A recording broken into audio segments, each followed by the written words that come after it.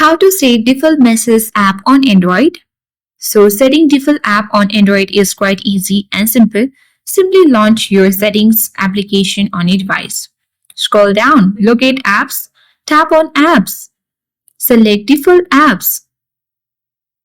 Now here you will see SMS app, that is messages. Tap on it. Currently the default SMS app is the messages application since I only have installed this application on my device.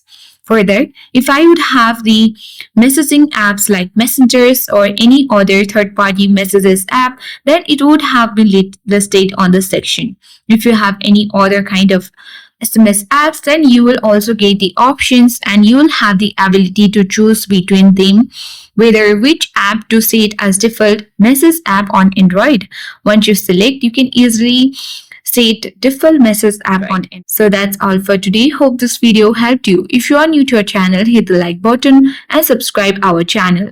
Thank you for watching. See you in the next video.